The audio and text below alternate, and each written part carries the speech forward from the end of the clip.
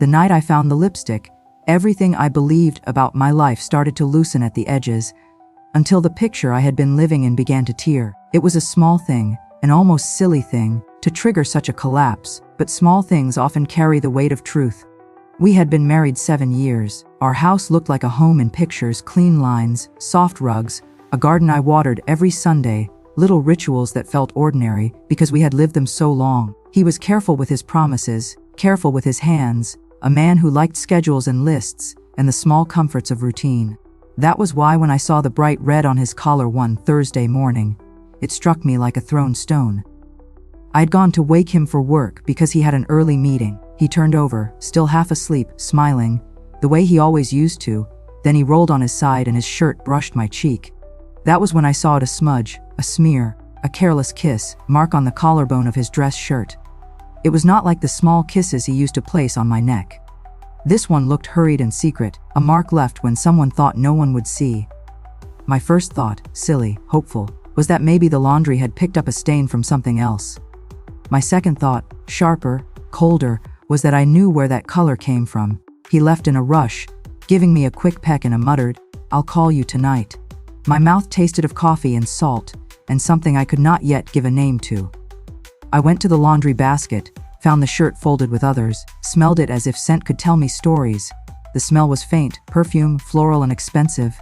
He was not a man who wore perfume, not on his own. The kitchen clock ticked like a metronome counting my heartbeats. I told myself to be rational. Maybe some client had hugged him, maybe a coworker had brushed against him. My chest tightened with the urge to ask, to demand, to tear open the truth. I did none of those things. I put the shirt back and pretended the stain was a mystery. That evening he called late, voice cheerful, asking about dinner plans. I answered as if nothing had happened. I folded napkins, arranged plates, sank into normality because normality is a soft place to hide when the floor falls away. But the smear on his shirt kept returning to my eyes like a stubborn photograph. I could not sleep. When he finally came to bed, I watched him as he changed into his pajamas, as he brushed his teeth, as he sat for a minute staring at the window. There was something in his posture, a slight draw of the shoulders, a way his jaw clenched when he thought no one noticed. I kept watching until the rhythm of his breathing told me sleep had taken him. Then I reached quietly for the small jewelry box he kept on the dresser. I had never snooped in his things before. The idea appalled me. In theory, trust is a thing we keep safe because it is fragile, and if you pry into it you may find only hollowness. But the lipstick hummed behind my eyes like a neon sign. I opened the box and found nothing at first but a watch and a pair of cufflinks. Then at the bottom, tucked in a corner, was a tiny envelope I had never seen. Inside were 2 tickets, airline tickets, and a hotel receipt with a different address than the city he worked in. My hands went cold. They were recent, stamped only a week ago. He had no reason to fly out of town. He had meetings here, his work was local. 1,000 small untruths raced through my head, and then narrowed down to one: he had been somewhere he did not tell me about. The next day I watched him with a new geometry. I learned how he moved in the house, the way he checked his phone a beat before he answered, how he would step out to the car, pretending to fetch something, and never stay long. I followed him once in my car, keeping a distance I hoped was invisible. He drove to the usual grocery and just kept going, down streets I had never traveled with him, to a part of town I did not know. He parked by an old diner and met someone I recognized in the way that the heart recognizes a wound. It was a woman he had called casually Sophie, in a story about a client, a woman who was not part of our life but had become part of his afternoons. She hugged him too long. He kissed her hand in a way that made me want to rip things from the air. I sat in the car while they laughed and shared a sugar packet, while their easy intimacy galloped like a wild animal across my small world. I did not confront him that day. I am not a woman who loses herself in scenes. I am practical. I like lists. I like to clean. So I made a plan. I needed proof, layers of proof, things that could not be explained away with a shrug. I photographed them through the diner window, careful to capture angles, dates, faces. I came home and sat at the table writing down every detail, as if cataloging the evidence would make the pain smaller. It did not. It made it heavier. I began to listen in, to notice the smallness of his lies. He said his overtime was at the firm. I learned later that his overtime was brunches and long lunches. He said he was meeting suppliers when he was meeting her. He had always been a tidy man, but making created disorder, The kitchen would sometimes smell of different colognes, a name I did not recognize lingering like a ghost. The discovery of the stranger's lipstick was the point where everything moved from suspicion to a taut wire of certainty. One morning, after he left for work, I followed a trail of tiny betrayals to his sock drawer. There, beneath a stack of plain socks, I found a small tube of lipstick, the same color, with my husband's initials scratched accidentally into the silver cap. He had lost it, or hid it, I could not tell which. I felt as if I had been stabbed and then given a mirror to see the blood. Letters and tickets and a lipstick. Evidence was not sentimental, it was cold, crystalline, absolute. The small things had assembled into a story. I confronted him then, not with fury at first, but with a dry, brittle calm. He stood in the doorway of the laundry room, his face paling as if the load of secrets had finally shifted off him and onto his shoulders. "Where is Sophie?" I asked quietly. He flinched, something in his eyes closing like a door. "Sophie," he echoed, ridiculous in its innocence. "You know who Sophie is." He tried to turn the question, to accuse, to become the offended party. But the lipstick in my hand made words unnecessary. He tried to laugh it off, to make some feeble excuse about a client leaving makeup in his car. I watched him, and I understood then that the man who would make excuses for the small betrayals was the same man who would manage larger ones. His voice grew thin, his apologies tasted faint and mechanical. He promised to stop. He cried once, ugly and wet, wrinkling the shirt at his sleeves as a child might. I wanted to believe him, because love is a creature of hope. For a day or two, I told myself the wounds were healing. We ate in the kitchen and he held my hand. He whispered that he had made a terrible mistake, and that it would never happen again. And for a little while, his attentions were convincing as a mask. But I also learned that promise makes a fragile raft. It does not always survive the storm. The next week, there was an unexplained receipt for a spa, a note in his wallet, a message from an unsaved number that said, "Meet me after midnight." Each time I found something, he offered a new excuse and a plea for forgiveness. I forgave, because that is what people do when scared and still in love. We forgive until forgiveness itself begins to feel poisonous. Then the truth shifted into a darker shape that neither of us had expected. One rainy night, while he slept with the rhythm of a man who believed he had kept his secret hidden, my neighbor knocked on the door. He looked pale and frantic, his hands trembling with something between fear and guilt. I didn't want to say anything. He muttered when I opened it, "But I saw your husband. I think he's mixed up in something. He's been driving around with boxes, late at night." I thought maybe he was helping someone move. I listened, then I watched the neighbor walk away, and that half-formed confession hung in the kitchen like fog. I thanked him and closed the door, my mind assembling a picture made of edges and shadows.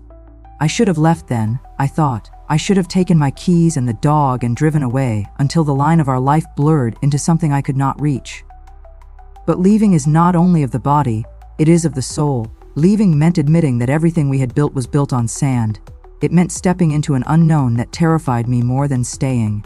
So instead, I dug. I looked into his expenses, where money went, whether bank transfers to unseen names revealed patterns. I spoke to the man at the diner under the pretense of community gossip until he mentioned times and faces. I stayed up late searching garbage bags for receipts and clues, a domestic detective in the silence of a house that no longer felt private. What I discovered changed the shape of the pain into something altogether darker. There were transfers, small at first, then larger, to a company name I did not know. I called the number listed on a receipt for a moving van and listened to the recorded company name.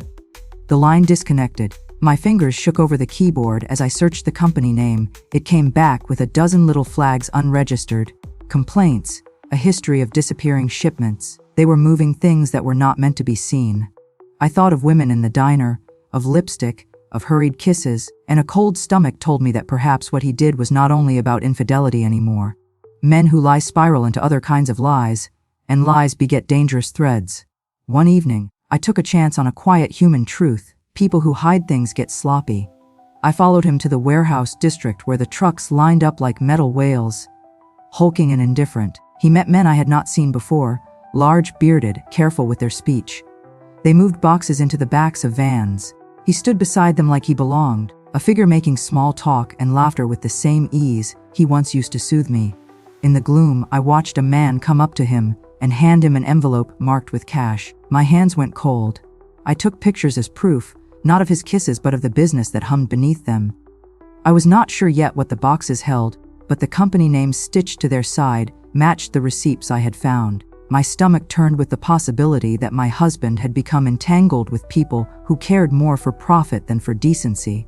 It was after this that things escalated. A late night police siren twisted through the streets, and the next morning 2 police cars idled outside the warehouse I had watched from the darkness. We heard of arrests on the news, small ones at first, names and numbers that had meaning only when you knew the story. The company name appeared on the screen as a footnote. Confusion exploded in my chest. If he was involved, was it through ignorance, by being in the wrong place at the wrong time, or had he willingly stepped into the shadows? When I asked him, he swore his innocence with the same steady voice he had used to promise he would stop seeing Sophie. He insisted the incidents were business-related, that he had been doing logistics for clients who asked for discretion. He painted himself as a hapless man dragged along by circumstance. I wanted to believe him, so I searched for an explanation that would save him, that would let me keep the world I had trusted. My patience frayed into anger. The evidence, once practical and small like lipstick and receipts, now had teeth. My investigation had turned dangerous. I started leaving notes where he would find them, notes that were each carefully measured to cause discomfort without violence. "Are you happy?" One asked. "Who are you when you are away?" Another said, "I wanted him to know I was awake. I wanted him to understand that secrets do not sleep." Eventually, the fear in his eyes changed. He began to watch me as if I were the one who had become unknowable. Our roles inverted. The liar began to fear the one who was lied to. The confrontation came with the sort of clarity that leaves no room for half words. One evening, after a long day of him saying he was at a meeting that required travel, I waited in the living room with a folder open on my lap. Inside were photographs, receipts, bank statements, and the printed email trail of a vendor he had corresponded with. Evidence that linked him to the company with the suspicious shipments.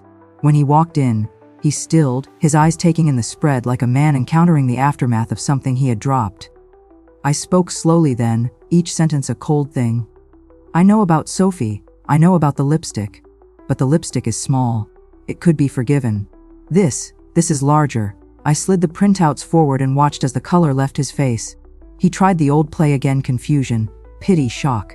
He told me he would explain, that none of this was what it looked like. He spoke in circles, words meant to confound, to bend the shape of truth into something manageable. But the documents spoke louder. They were precise, white on black, names and dates and amounts, little markers that meant business and secrecy. It was no longer just about lying in bed with another woman. It was about the life he had chosen beneath me, one that did not include me. He had allowed himself to be part of an operation that used people and blurred moral lines in pursuit of profit. I remember then the moment the thought first came. What if the other life was not only about pleasure but about power?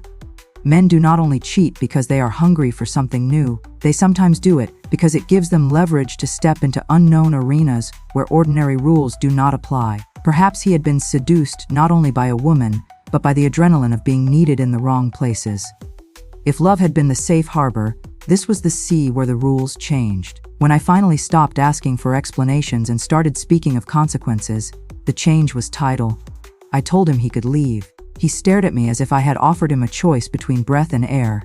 I had taken him to the edges, shown him the map of his lies, and given him the final act: repent or go. He chose to go, at least for the night.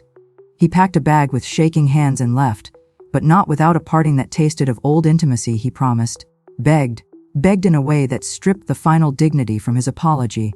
I closed the door after him, with a quiet firmness I had never known I possessed. The weeks after his departure were lit by a strange kind of cleansing. I called the police with what I had, and they opened files, slow and procedural. I spoke to a lawyer who explained the slow gears of legal systems and the sharp teeth of corporate misdeeds. I went to the warehouse with an officer who met my photographs with a nurse, like competence. They asked me questions that felt like small nails. When did I notice? Had I confronted him? Did I have proof of money transfers? It was humiliating and necessary, an exposure that made me feel raw and vigilant all at once. The woman called Sophie vanished from my life like a half-remembered song. I learned she had been part of the company's social web, someone who smiled too easily and slipped away when things turned serious. Men like my husband surround themselves with softer edges to hide their rough centers. They build networks of small favors and secret shipments that fold back on themselves like traps.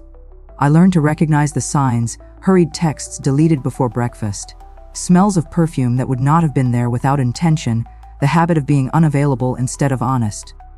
The legal side spun on, slow and bureaucratic. The company faced fines, the warehouse was raided, men were questioned. My husband was questioned too. For a while he was in the middle of the storm. He sat across from officers with a face drained of color, denying and answering, and attempting to explain himself.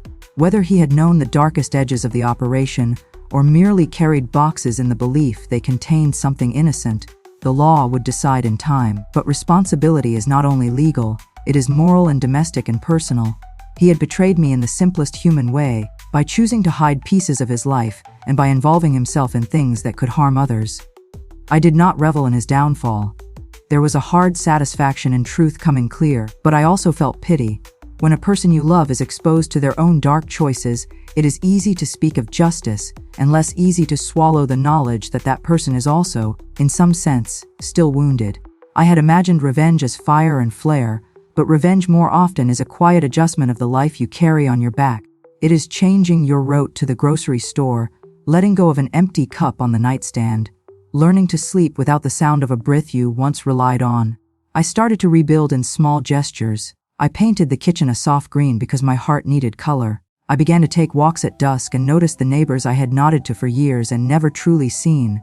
I made lists again, groceries, tasks, small pleasures. And on each list under the groceries, I wrote a small line like a prayer: remember who you are. Remember that betrayal does not define you. The paper felt like an anchor. He returned once more after things had quieted and asked to talk. His voice was different then, stripped of the cocky ease I had loved and hated. He spoke of making amends, of the long work of earning back trust. I listened and realized I was no longer the woman who would accept half steps. Forgiveness is not a single act, it is a long apprenticeship, and I was not prepared to sign up for lessons that would risk my peace. I told him that forgiveness might come someday, but not now, that the life we had was broken, and perhaps salvageable in a new shape, if he did the work and proof appeared, not in promises but in sustained action. He left quietly, and I watched the gate close behind him like the turning of a page. In the months that followed, I learned to sit with anger and translate it into motion. I volunteered at a shelter for women, because sometimes rebuilding yourself includes helping others rebuild. I met women who had learned the language of secrets, and had chosen different endings.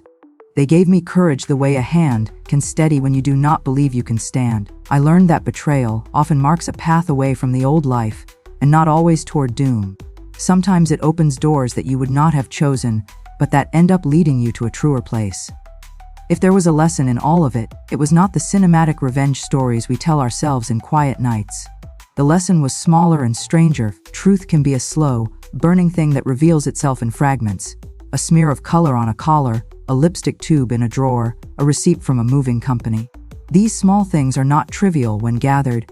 They become an architecture of reality that you may accept or dismantle. I chose to dismantle the version of life built on his secrets. I chose to walk into mornings where the light was honest, and where my hands would not have to hide evidence. I still keep the receipts in a folder, not as trophies but as reminders. Sometimes I pull them out and feel the old ache. Sometimes I lead the dog down the lane and breathe, letting the rhythm of my feet remind me of steadiness. The house is quieter, not because decay has settled in, but because noise is gone. I plant small bulbs in spring and watch them come up as proof that life regenerates in small, stubborn ways. Love, I discovered, is not only about forgiveness, it is also about the decision to protect yourself, to choose worthy soil for the seeds you will plant next. People ask me now whether I hate him. The question surprised me when it first came because hate is easy to assume, a clean emotion that seems to hurt the other person. But hate ties you to the one you despise. I am careful not to make him the center of my interior world. I am rebuilding a life where my days are not measured by his lies. I do not celebrate his mistakes, but I do not wish ruin upon him. The real victory was not his exposure, but the rediscovery of myself, the woman who could look into the face of betrayal and choose something else. Sometimes, late at night, I take an old shirt and fold it the way I used to, the way hands remember how to show care. I put it away and stand in the middle of the bedroom with the curtains drawn and think of the lipstick, and the receipts, and the boxes in the warehouse. I think of the little ways a life can fracture and the patient work of putting it back together. It has taken time and courage and a stubborn refusal to be swallowed by shame. If there is one thing I want to say to anyone who finds lipstick on a collar or evidence of small betrayals, it is this: listen to the small things. They will tell you the truth if you allow them to speak. And then, when the truth unspools, do not hurry toward dramatic endings. Build carefully, keep proof, and choose the life you want to live next, not the one someone else left you with. In the end, the smear on his collar was the match that lit a slow, burning fire. The fire cleared out the detritus of a life that had been lying to itself. The cost was heavy, but the clearing made room for a new garden to grow. I plant bulbs in that garden now, in the steady, faithful light of mornings that are no longer shaded by secrets.